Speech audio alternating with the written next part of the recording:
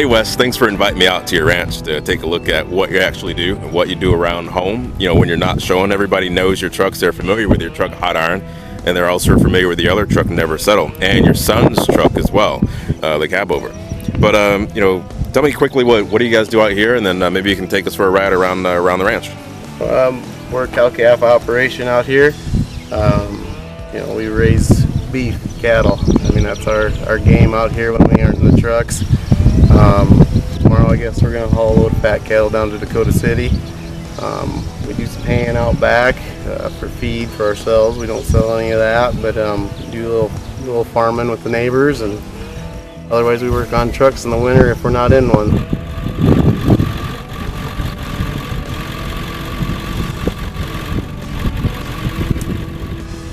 How many acres total do you have to look after?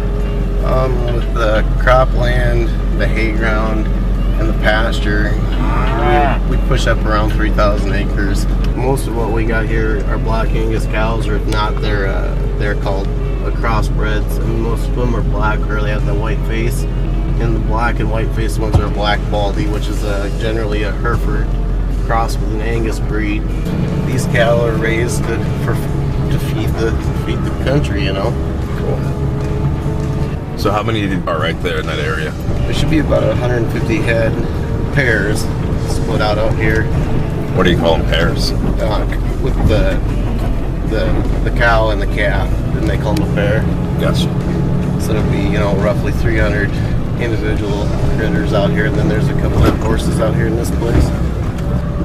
We take a lot of pride and a lot of care in these animals and making sure that they have a good life and they have good feed and they're in good condition. We're out here constantly checking them to make sure they're healthy, and if we got a sick one, we got it addressed as quick as possible, because we want to see them doing well and we don't want to see nothing suffering. And you know, it's our livelihood. One calf with the price of beef right now, if we lose a calf, I mean, at the end of the year, one calf is easily $1,000+ nowadays, you know, when they're ready to go to market for feeders. So it hurts a lot when you lose one.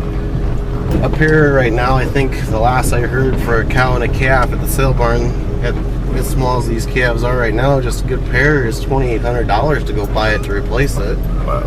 So it's not a cheap business, and it's not a cheap business to get bigger in. It's tough to maintain.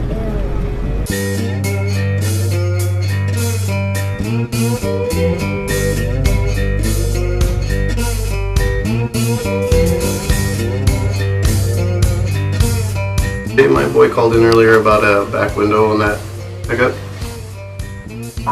Yeah, do you want to get that ordered for me, please? And what's your guys' schedule like for Jesse there? Okay, that sounds good. Alright, thank you, ma'am. You have a good day. Bye-bye. Perfect. That's taken care of, and we'll have it wrapped up. There's just no place I'm afraid to take this truck into, and I can get it anywhere it needs to be. If not, we'll plow our way through it. So if it gets a scratch, it gets a scratch. It's always something to be fixed. Cool. And then you'll show it at the next show. We'll try to. We'll show it. It might not be as pretty as it was at the one before it, but we'll try to cobble it enough together that it don't show up or isn't too obvious. So what is that over there in the distance? Parts or future projects to come. My favorite cab over sitting over there in the distance. Hopefully someday you'll see then a show coming up. Now we're walking over here. There's another truck on the other side of hot iron. What do you guys do with that? That's our 359. We do all the county graveling. We have a contract with them. It runs up and down the gravel roads every day, basically doing these roads that we're walking on right now. We do fly dumping, and we've got it down to where when we get done with it, you don't have to grade it. Trucks, cars, whatever come along, and we've got it spread out, and it's ready to drive on the second we're done dropping it. So that's pretty awesome. Oh, wait a minute. There's another truck here too. What do you do with this International here? That's one we found at Wheel Jam last year that was unrestored, and we started restoring on it, and she didn't make it this year, but heck or high water, it'll be there next year. Cool. Sounds good. Well, thanks for the quick peek and the quick tour around your place. I appreciate it. And again, like I said before, we'll see you at another show. It's great having you out here. Thank you.